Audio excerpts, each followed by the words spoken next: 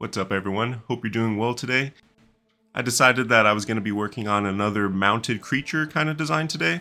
I decided to go with an insect, and I was thinking about which ones I wanted to do, and I ended up choosing a bee. In the end, it kind of looks like a hornet, but bees, hornets, very similar body shapes, so let's just roll with that. I chose a bee because I wanted it to be a flying insect, and obviously there's millions of options, but I don't know, a bee sounded fun. And I actually can't recall ever drawing a bee or a hornet, though I'm sure I did many years ago in the beginning when I was just drawing everything. But yeah, sounds fun. Let's do it.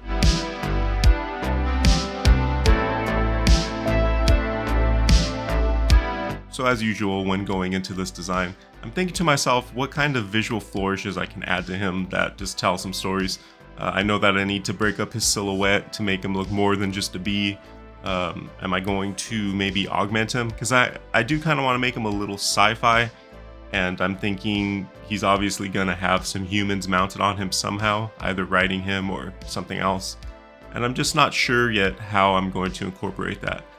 My primary focus in the beginning was just getting something that resembles a bee down, because as I said, I don't necessarily recall drawing one, but I can imagine one fairly accurately. This is again from imagination, and I'm drawing him in a 3/4 view, just applying some basic perspective, getting things to look right and in their place. My first immediate idea was to have these like tanks on the side of his body. Maybe he's collecting some sort of fluid or a power source, or I don't know, something like a nectar. Maybe that's his job. He's going around collecting this rare something or this powerful something. It really doesn't matter what that is, but just the thought of he's got these reservoirs on the side of him. And as usual, this is where the magic starts to happen, because all I really did was draw, a couple of cylinders around his body, and that started to plant the idea of, okay, he's like a transport vehicle sort of thing. I don't know if this is a giant bee or it's a normal-sized insect, and he's got tiny humans on him yet. I really won't know even at the end. That's up for the viewer to interpret. But just having that little thought, it's like, okay, well, the people on him might be going into a danger zone to collect this rare substance, this mythical substance that we don't know what it is. So they likely need a gunner of some sort. They need some sort of weapon system. And then I get the idea of, all right, well, what if we have like this mounted turret on the back of him to kind of fend off attackers, or maybe they're breaching defenses to secure this liquid. And so now I suddenly went from really just drawing a bee. I could have looked up a image of a hornet or a bee, or any creature for that matter, anything really, and started drawing it as it was just a normal study, and then applied a few random shapes to it, literally random shapes, and then thought up a very small snippet of lore or story for why those things are there. And then suddenly that opens the door to all these possibilities to build on. And yeah, we're just circling back to how fun it is to design stuff. I talk about it a lot, but this is what's going through my mind as I'm doing all this stuff.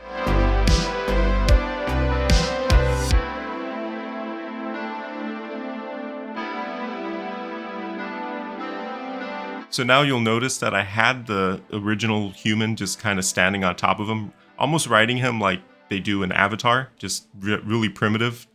But it didn't make sense now that I have this new story in my head for what this unit is for. If he's like infiltrating or fighting things off to secure this liquid, this nectar, then the human would just get shot and killed instantly. Plus, I want to punch up the sci-fi kind of tech of it. So I decided to get rid of that and redesign the turret and also the tank that's holding this liquid, which I'm going to redesign again pretty soon here and pick which one I like the most. But you see, now that I have more of an idea of what I'm doing, which once again started from just drawing a few cylinders and then just letting my mind wander, we have a design now. Now I have a prompt, now I have a spec, now I can just keep adding to that story that I'm building in my head. And all that is slowly building up this design that started from basically just a bee. I like the new design that I have for the cockpit and the turret guy on the bee's back, and it doesn't really mesh well with the big tank that I replaced the other ones with. So another good design tip is to always have like repeating shapes, and that turret on the back is really just a sphere. It's really round. So Making the tanks round and putting multiples of them kind of complements that turret in the back. And then I also add this big needle syringe thing below the bee's stinger, which is how it's extracting that liquid from wherever it is. And that also kind of reinforces the design of the turret as well. So if we look at the top, we got the turret pointing out. You look at the bottom, we got the syringe sticking out, which is also next to the stinger. And all of it just kind of complements itself well to the silhouette. So now we got the repeating shape of the circle. Everything's a little bit more rounded, so it has a little bit more of a sci-fi kind of tech-heavy feel than it did in the initial sketch that I started with. And overall, I'm starting to see this whole thing come together, and I'm liking it.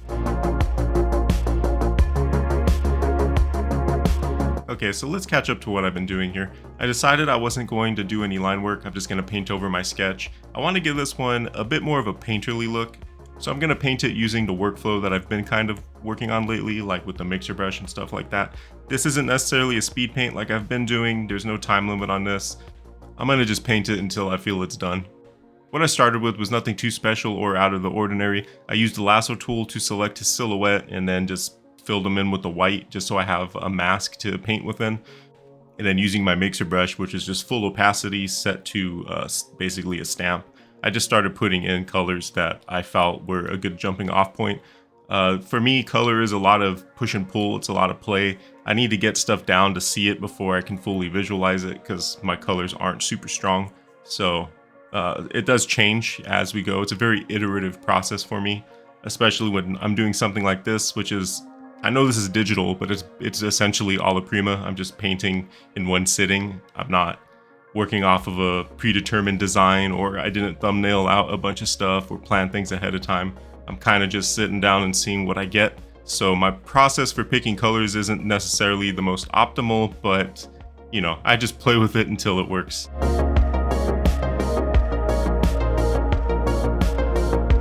And now we're in the go pour yourself a nice cup of coffee stage. You saw how ugly it looked like, what, 30 seconds ago, a minute ago when I first laid in all the solids. After that, it's really just about determining where your light source is, where your shadows are going to fall, making some interesting shapes out of the shadows and out of the form of everything. I feel like my palette is pretty well established. I will add some more saturated colors and darker colors here and there, but overall the palette has been established. So there's really not a lot of guesswork or unknowns that I'm charting into at this point. It's really just about painting it until I think it looks good. And a lot of my workflow lately, as I've sought to achieve a more painterly look, has been really focusing on the shapes of everything. And I don't just mean like the silhouette or a specific form of like its leg or something like that, but the shape of every brush stroke I put down, the shape of every shadow that's cast, the highlight shape, figuring out how to convey that there's multiple materials without necessarily going in there and painting the texture of each of those materials. Because this guy's a mixture of a few things. You know, he's got some high-tech metal kind of stuff. There's like a glass. His wings are a different texture. He's a bee, so he's going to be like kind of fuzzy. You know, these are all different textures. Light and shadow is going to interact with them differently, and so is color. So I'm really trying to be mindful of all that stuff as I'm painting these days.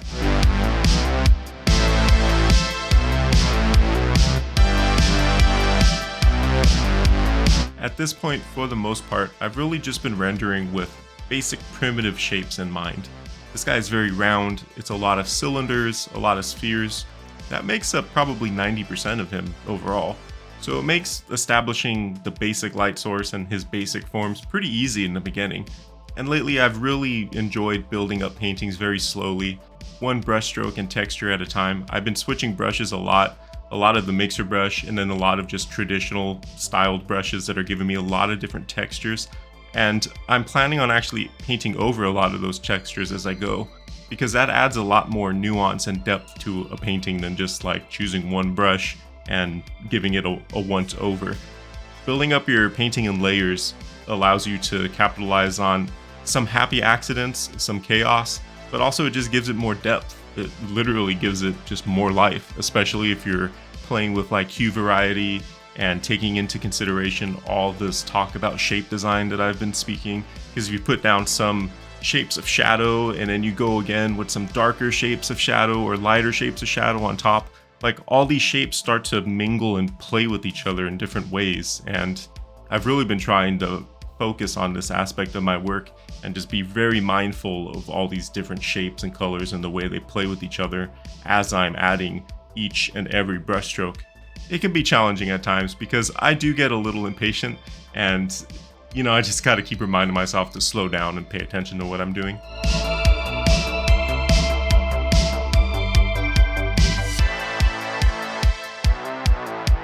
A good portion of this painting up to this point had been painted using a lot of softer brushes. There is a lot of texture, but I also used a lot of soft brushes.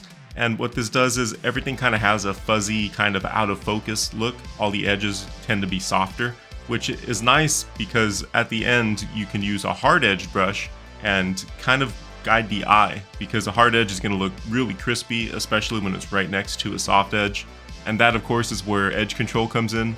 And that itself is its own black hole of things that you need to keep in mind while you're painting. I'm still very much an amateur when it comes to proper edge control. It's something that I've only recently started really focusing on while I paint. I'll get more into it as I establish a more comfortable workflow for my paintings.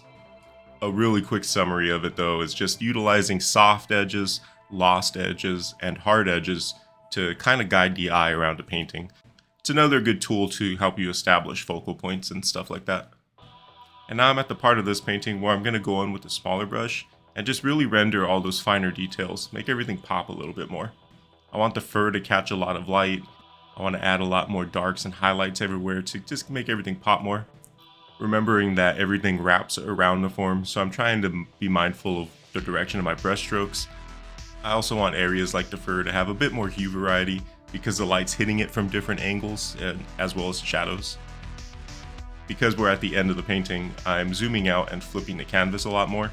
I already do that a lot, as you've probably noticed through all of my artworks. So zooming out really helps me just kind of make sure that I'm not spinning my wheels. I'm not rendering something that doesn't really matter in the grand scheme of things. It's really easy in digital art to like zoom in super close and kind of lose sight of the whole picture. So you'll be painting like threads on something, for example, and then you zoom out after like 3 hours of painting a rope or fur or something like that, and then realizing that you can't even see it or can barely see it, which means nobody's really gonna see it, to be honest. So it's important to zoom out often and just make sure that your priorities are in the right spot. And flipping the canvas is just a good technique to kind of get your brain to see the image as a new image. I do it very often, so for me it's more like checking every stroke or every couple of strokes to make sure. I also like to do it because a lot of my brushes function in a different way, whether I'm swiping left or right. So if I need to make like a right stroke, flipping the canvas makes it easier to achieve that in certain situations, just for a quick example. But both techniques combine to help you really see your art in different ways. I'm also like taking a step back from my tablet very often, squinting my eyes a lot. This all just helps you spot errors easier, or in case if something looks a little off, or again, to make sure you're not wasting your time on something that you can't really even see in the first place. All these techniques just help prevent that.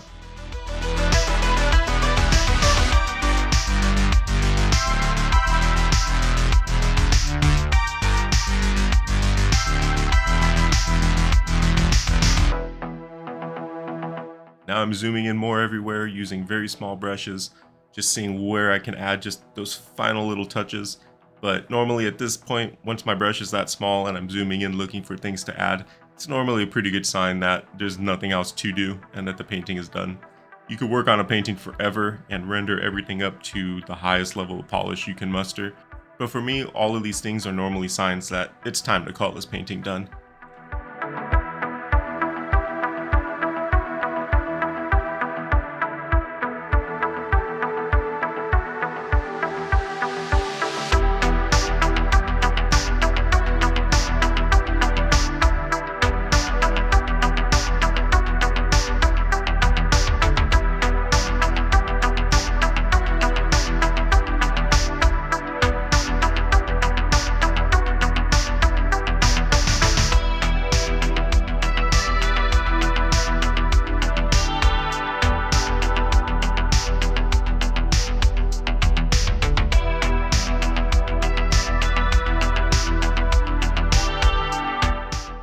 we are, another painting done, another successful day.